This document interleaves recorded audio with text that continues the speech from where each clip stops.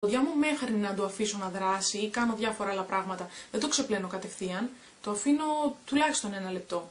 Έτσι, αφού έχω πληθεί με την Clarisonic, για να είναι ανοιχτή η πόρη μου και όλα αυτά και να δρά καλύτερα δηλαδή αυτό.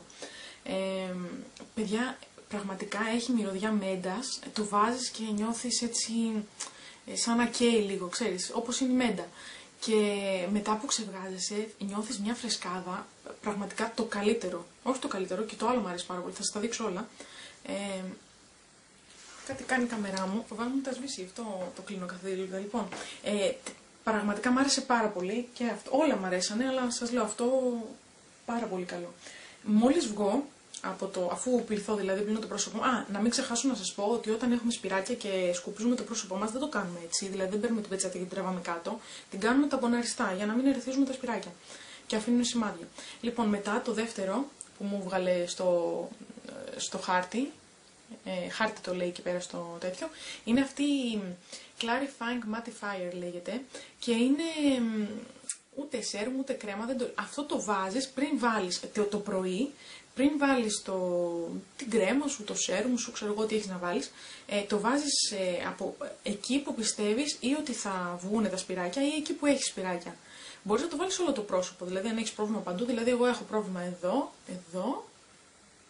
αυτή τη στιγμή ας πούμε. Πρόβλημα μου φανταστείτε είναι πάρα πολύ μικρά, δηλαδή εκεί που λες θα βγει, οπότε βάζεις. Δηλαδή εγώ βάζω εκεί που είχα πρόβλημα παλιά και έλεγα εκεί θα μου βγουν, οπότε εκεί βάζω. Έτσι, να φανταστείτε είναι 15 ml, το έχω και αυτό πάρα πολύ καιρό και πιστεύω και αυτό έχει μέσα πάρα πολύ. Βέβαια εντάξει, τα κάνω λίγο οικονομικά, γιατί δεν θέλω να μου τελειώσουν, αλλά κρατάνε καιρό. Και αυτό είναι πάρα πολύ καλό. Και έχει μέσα και salicylic acid που λέγεται και είναι το νούμερο 1 για βακτηρίδια και σπυράκια και αυτά στην Αμερική, δηλαδή όλοι τέτοια χρησιμοποιούν. Όχι τη μάρκα, ενώ αυτό το υποπροϊόν που έχει μέσα το βαζάκι. Αυτό και αυτό εδώ πέρα, να το πιάσει, να κάνει zoom, Daily Microfoliant. Και τι κάνει αυτό, καταρχήν να πούμε ότι κανονικά τα λιπαρά δέρματα πρέπει 2 με 3 φορές την εβδομάδα να κάνουν απολέπιση. Εγώ όμως, επειδή είχα πάρα πολύ παλαιό και είχα και τα σπυράκια, κάθε φορά που έκανα απολέπιση με κάποιο προϊόν πίστευα ότι καλυτέρευε αυτό το πράγμα. Οπότε ήθελα να βρω και ένα προϊόν που να μην είναι τόσο σκληρό και να μπορώ να το χρησιμοποιώ κάθε μέρα για απολέπιση. Να σας πω ότι πολλές φορές το βράδυ δεν χρησιμοποιώ την Clarisonic και χρησιμοποιώ αυτό. Αλλά και μετά την Clarisonic το χρησιμοποιώ, δεν έχω πρόβλημα. Είναι σε μορφή πούδρας, είναι κάπως έτσι. Σαν talc δηλαδή, σκεφτείτε, δεν χύνω τώρα γιατί δεν θα μπορώ να το χρησιμοποιήσω. Έτσι, είναι σε μορφή πούδρας, φαίνεται και πάνω, έχει λίγη σκονίτσα. Αν κάνει focus. Τη βλέπετε. Ρίχνεις το χέρι σου λίγο, το κάνεις έτσι και ρίχνεις εδώ στην παλάμη σου και όπως είναι βρεγμένα τα δάχτυλά σου, το κάνεις έτσι και μετά αρχίζεις και το τρίβεις. Είναι πάρα πολύ ελαφρύ, δεν δέρνει καθόλου το πρόσωπο γιατί είναι πούδρα, δεν έχει κόκκους δηλαδή.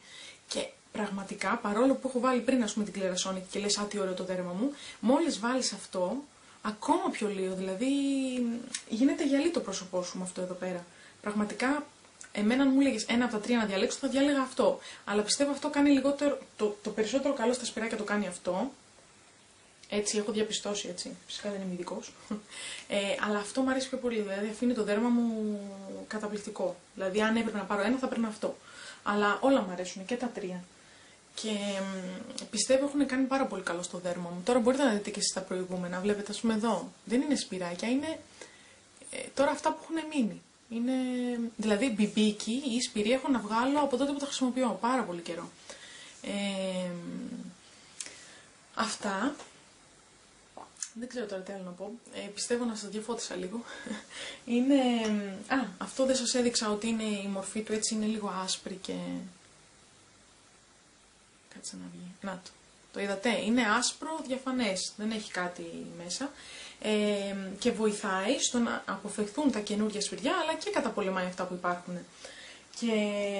Και αυτό μέσα είναι πουδρίτσα άσπρη. Σκεφτείτε, δηλαδή ρίξτε τάλκ στο χέρι σας να δείτε πώς είναι. Πραγματικά, εγώ την ευχαριστώ αυτή την εταιρεία, με έχει απαλλάξει από μεγάλο κόπο και από έξοδα, γιατί δεν θα πάω μάλλον ειδικό. Βέβαια, μην ματιαστώ τώρα και αρχίζω και πετάω σπυράκια. Πάντως τη χρησιμοποιώ πάρα πολύ καιρό και για μικρά δείγματα μπείτε στο eBay και πάρτε, έχει προσφορές για μικρά δείγματα. Αλλά καλό είναι, αν τα χρησιμοποιήσετε, να πάρετε τις κανονικές συσκευασίες. Γιατί δεν αγχώνεσαι τόσο στο πόσο να βάλω, αν θα μου είναι χωρίς. Θα ψάξω να βρω και το ελληνικό site, γιατί υπάρχει. Βέβαια δεν ξέρω αν πουλάει.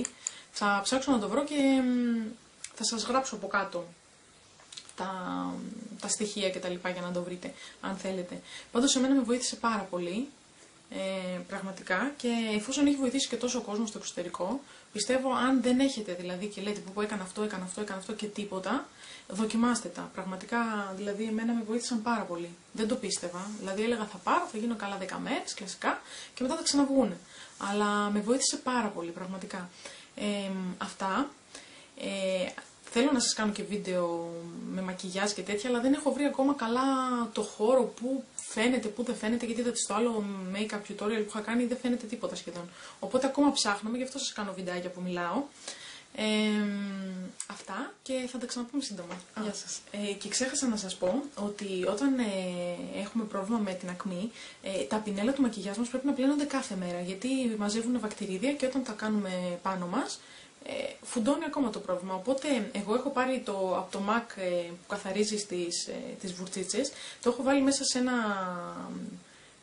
πώς λέγεται αυτό, το σπρέι που το πήρα από τα Sephora, είναι 70, κάτι τέτοιο, και το έχω εδώ, το ψεκάζω στις βούρτσες, τις καθαρίζω, οπότε δεν χρειάζεται κάθε μέρα να τις βάζω σαπούνια και νερό κτλ. Οπότε και αυτό είναι ένα πολύ σημαντικό βήμα, μην το ξεχάνετε να πλύνετε τις βούρτσες σας, ειδικά αν τις χρησιμοποιείτε κάθε μέρα. Εγώ, ας πούμε, κάθε μέρα, τουλάχιστον ρούζ θα βάλω, οπότε θα περάσει από το πρόσωπό μου. Οπότε είναι σημαντικό, μην το ξεχνάτε αυτό.